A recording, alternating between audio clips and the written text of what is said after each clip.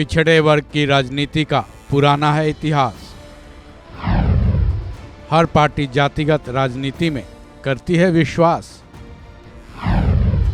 OBC और EBC का क्या है इतिहास। हम सभी जातियों में विश्वास करते हैं, हम जात पात की राजनीति नहीं करते हैं। ये जुमले ही तो है जो देश की हर पार्टी के सभी नेता जातिगत राजनीति से जुड़े सवालों के जवाब के रूप में इस्तेमाल करते आ रहे हैं। लेकिन जब चुनाव आता है तब इन सभी पार्टियों का सच सामने आ जाता है। लबल-लुआब यह है कि इंडियन पॉलिटिक्स जातिगत राजनीति के बिना चलने की सोच भी नहीं सकता। अब पिछड़े वर्ग को ही ले लीजिए। ओबीसी और ईबीसी आजकल की बात नहीं है, बल्कि इसका इतिहास सालों पुराना है। पिछड़े वर्ग की भलाई के लिए नियम बनते रहे, कानून तैयार होते रहे, आरक्षण तक मिला, फिर भी आज तक राजनीतिक गलियारों की हवा पिछड़े वर्ग की राजनीति किए बिना ठंडी नहीं बहती है। भले ही कर्पूरी ठाकुर से लेकर आज तक पिछड़े वर्गों की भलाई में कदम उठाए जाते रहे हों, इन सब के बाद भी उनकी हालत पूरी तरह से अभी भी नहीं सुधरी है। ऐसी ही राजनीति होती रही तो आने वाले कई सालों तक शायद यही हाल रहेगा। हालांकि जातिगत राजनीति में सभी वर्ग तो आते हैं, लेकिन ओबीसी वर्ग को इसकी धुरी कहें तो शायद गलत नहीं होगा। तो चलिए जानते हैं ओबीसी यानी पिछड़े वर्ग की राजनीति का इतिहास। कैसे अस्तित्व में आया ओबीसी। कभी पिछड़े या फिर हाशिए पर खड़े समुदायों और जातियों को पहचान दिलाने के लिए ओबीसी शब्द एक तरह से गढ़ा गया था। जान ले कि इसमें एससी और एसटी नहीं आते।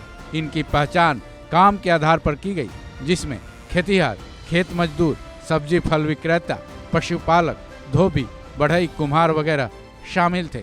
हालांकि ओबीसी के अंदर ही कई उपजातियां हैं, जिनमें दो मुख्य जातियां हैं, वो है यादव और कुर्मी। कहा तो यहाँ तक जाता है यादव और कुर्मी को तो ओबीसी में अगड़े ही कहा जाता है। ईबीसी का अस्तित्व। अब सवाल ये है कि ईबीसी कौन है। दरअसल ईबीसी ओबीसी का ही हिस्सा है। केवल बिहार की बात करें तो ताजे जातिगत गणना में इनकी संख्या 36% बताई गई है।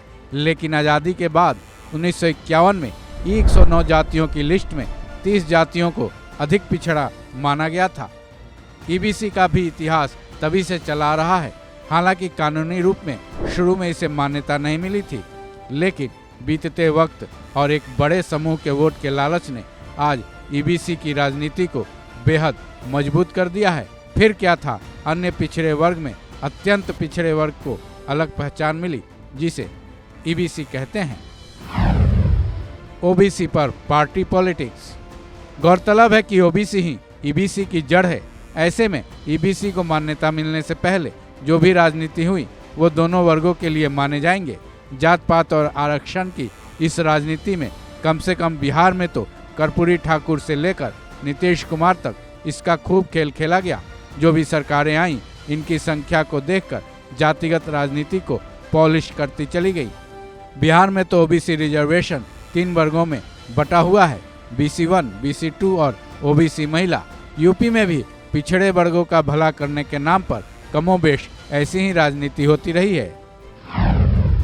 पिछड़े वर्ग पर नेशनल पॉलिटिक्स। क्या बीजेपी और क्या कांग्रेस या फिर क्या देश की रीजनल पार्टियां, सब ने पिछड़े वर्गों का भला करने के नाम पर खूब राजनीति की, जिसका सिलसिला जवाहरलाल नेहरू की सरकार के वक्त 1953 में तभी शुरू हो गया था, जब पहले ओबीसी आयोग का गठन किया गया था। काका कालेलकर की अध्यक्षता में इस आयोग का गठन ओबीसी रिजर्वेशन के लिए किया गया था, लेकिन उस वक्त नेहरू सरकार ओबीसी रिजर्वेशन लागू नहीं कर पाई, जिसके बाद एक बार फिर बीपी मंडल आयोग मोरारजी देसाई की सरकार में 1979 में बनाया गया। इसी आयोग की सिफारिश के आधार पर 1990 में बीपी सिंह की सरकार में इसका कार्यान्वयन हुआ। हालांकि ओबीसी और ईबीसी पॉलिटिक्स का देश का कोई भी राज्य या फिर कोई भी पार्टी विरोध नहीं करता, ना ही कर सकता है। राज्य बदलते हैं, जातियां बदल जाती हैं, रीजनल पार्टीज बदल जाते हैं, लेकिन पिछड़े का भला करने के नाम पर राजनीति चलती रहती है और शायद आगे भी चलती ही रहेगी। जिससे पिछड़ों का कितना लाभ हुआ है ये जनता को खूब पता है। पर पार्टियों को क्या लाभ होता है ये भी किसी से छुपा नहीं है। इस खबर में बस इतना ही। बाकी अपडेट्स के लिए जुड़े रहें वन इंडिया के साथ।